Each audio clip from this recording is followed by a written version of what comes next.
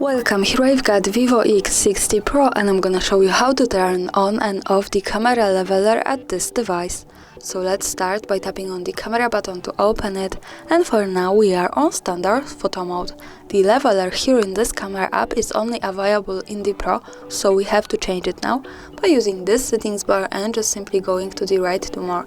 Here we get access to more modes of this camera, one of them is Pro, so let's pick it.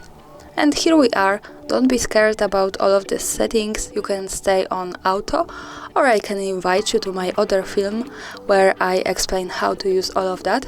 Now let's stay like this and focus on this settings bar. We have to tap to the second from the right button to turn on our leveler and turn it off as we need. Now let me keep it turned on, and here in the center we have this line.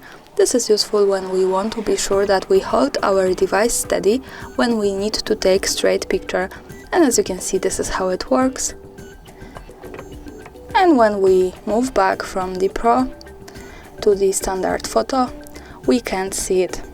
And that's all. Thanks for watching. Subscribe our channel and leave the thumbs up.